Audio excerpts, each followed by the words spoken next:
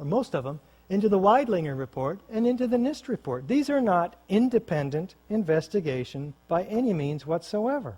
Let's listen to what FEMA did conclude, because it is interesting. Evidence of a severe high-temperature corrosion attack on the steel, including rapid oxidation, sulfidation, and subsequent intergranular melting.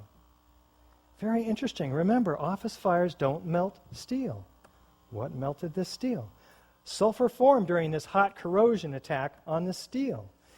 Here is the intergranular melting documented for all of us. Thank you. Capable of turning a solid steel girder into Swiss cheese, like this former column, wide flange column from the structural steel in Building 7. Now they document this very carefully in their Appendix C. Listen to this. Gaping holes, some larger than a silver dollar, let light shine through. A 1-inch column being reduced to half-inch thickness. Its edges curled like a paper scroll, having been thinned to almost razor sharpness. This was the flange, curled up on itself. This is the web of that wide flange column. NIST swept this entire Appendix C under the rug, and we do not have it in the official report today. Listen to this, though. The collapse of World Trade Center 7 had a small debris field as the facade was pulled downward, suggesting internal failure and implosion. The specifics of the fires in World Trade Center 7 and how they caused the building to collapse remain unknown at this time. What? Unknown? The best hypothesis, fire plus random damage, and then complete collapse, has only a low probability of occurrence. Wait a minute. You spent $600,000 of our taxpayer money and over a year investigating this, and it has your best hypothesis isn't even right? What do you do when your hypothesis is not corroborated by the facts? You go back and you construct a new hypothesis. In FEMA's case, punt. And that's what they did. They say further research, investigation, and analysis are needed to resolve this issue. But unfortunately, for those hoping to resolve the issue, much of that evidence had already been destroyed, about 99% of it, in fact, by FEMA, before the report came out in May of 2002. Let's listen to what real investigation should have been performed. Normally, when you have a structural failure, you carefully go through the debris field, looking at each item, photographing every beam as it collapsed and every column where it is in the ground, and you pick them up very carefully and you look at each element. We were unable to do that in the case of Tower 7. Why? Because all the steel was removed before the report came out. In fact, 800 truckloads a day. Easily the three worst structural failures in modern history.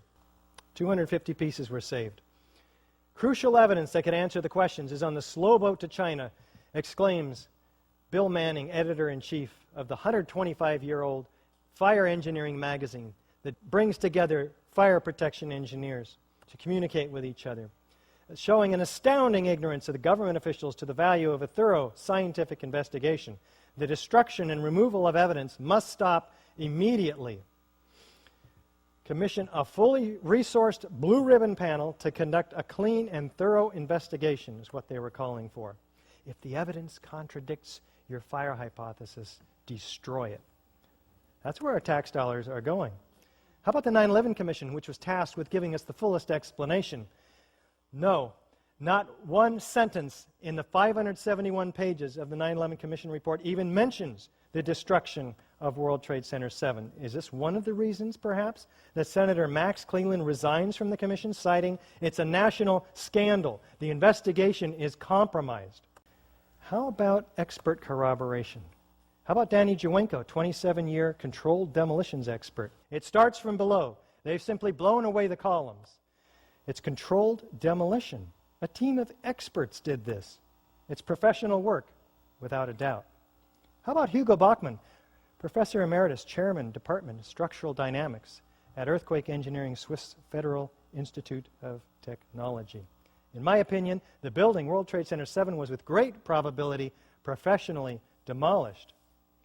How about Kamal Obeid with Architects and Engineers for 9/11 Truth, a structural engineer. A localized failure in a steel frame building like World Trade Center 7 cannot cause a catastrophic collapse like a house of cards without a simultaneous and patterned loss of several of its columns at key locations within the building. Does that sound like fire? No. How about this forensic fire protection engineer, once again, Jonathan Barnett? We were surprised that Tower 7 collapsed, we being the team that investigated what occurred on that day. Building 7, do we have any foreknowledge of its destruction? We're moving the command post over this way. That building's coming down, says Chief Nick Viscani. Well, there was some structural damage, as we've noted, and they were concerned about it. By noon or 1 o'clock, they told us we had to move from the triage site up to Pace University, a little further away, because Building 7 was going to come down, or being brought down, says Indira Singh, interviewed by Bonnie Faulkner on KPFA. Did they actually use the words brought down? Yeah, that's what they said. We're going to have to bring it down. This involves volition. Listen to these construction workers walking away from Building 7, and this police officer caught on CNN camera.